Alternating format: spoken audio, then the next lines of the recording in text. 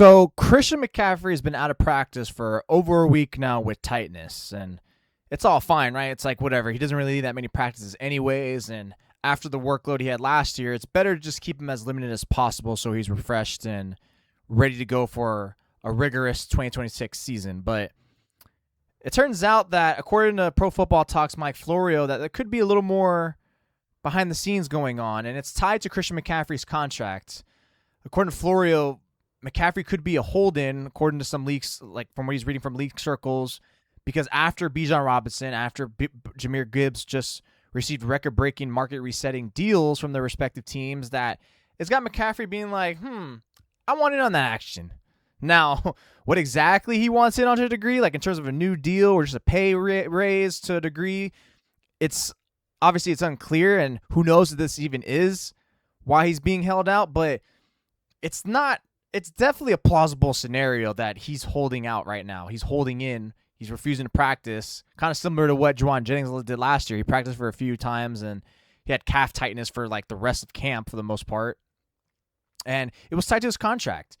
And if you're McCaffrey, it's like, I practiced enough. I showed I can still ball, for the first 2 weeks of camp, and I'm feeling a little sore. There's no point for me to risk it, especially after seeing the money out there. And, at 30 years old, it makes sense why he wants to take one last swipe at a pay raise or even a new deal. It's kind of hard to tell, again, what exactly he wants because his contract's tricky. He doesn't really have much guaranteed money left on his deal. He has 2 years left, so that's typically not signaling like, hey, I'm ready. I'm due for a nice 3-year added extension for like $100 million, whatever.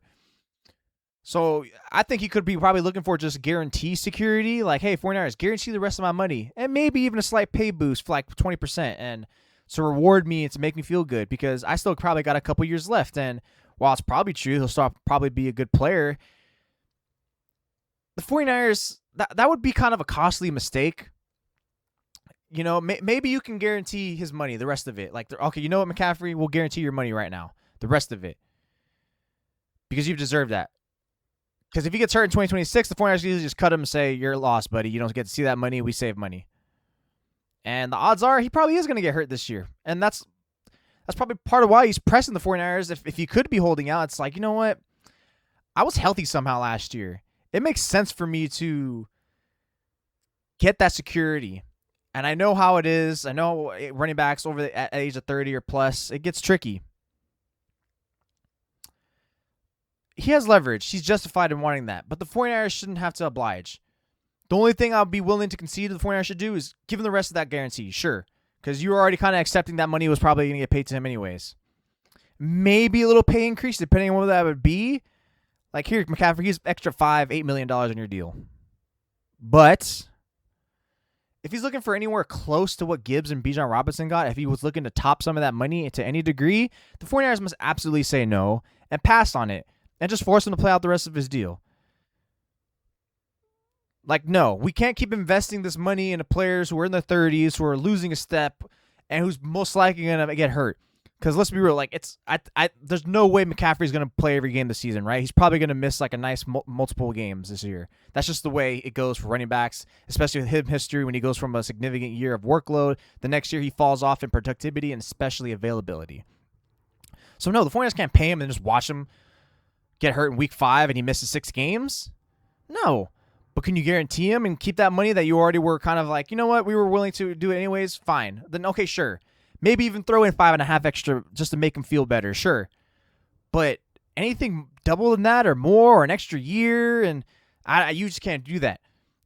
2027 should be McCaffrey's final year with the 49ers when he's 31, 32 years old or whatever.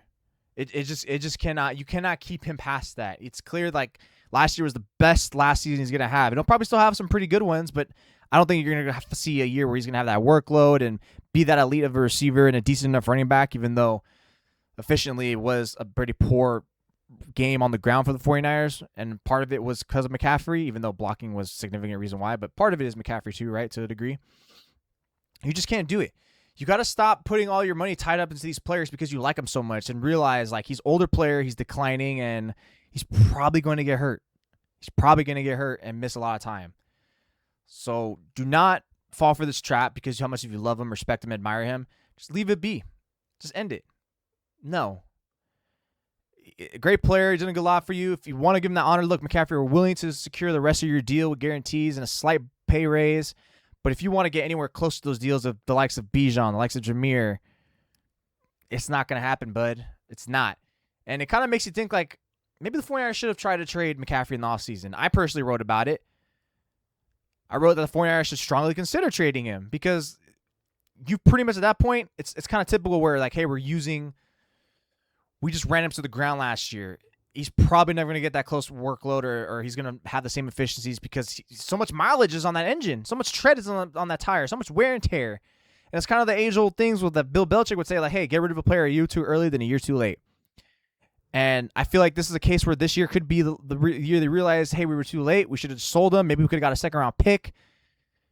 And while we don't have a great answer at running back, maybe they could have forced him to lead to be more proactive or heavily pursuing in free agency and then something else in the draft.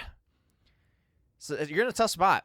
You're in a tough spot. If it is, in fact, this is why McCaffrey is not practicing. Maybe he is kind of sore, but he's like, I'm not going to risk it. If I'm 1% in the red here, I'm not going to risk it because I deserve to get paid out. So he does have leverage, and I could easily see the 49ers caving in and giving him a top-of-the-line lucrative deal. I just think that would be a costly mistake that they'll come to regret as soon as like the middle of the season. You realize you just paid this guy. He can't even contribute. He's not helping you. Or he's just not even the same player anymore. Still good, but not the same, worth that value. I think you should avoid it. This is not 27-year-old McCaffrey. He's just 30-year-old after a million miles on his tires. Not the same player anymore, probably. It's just too much risk for them. You have to pass.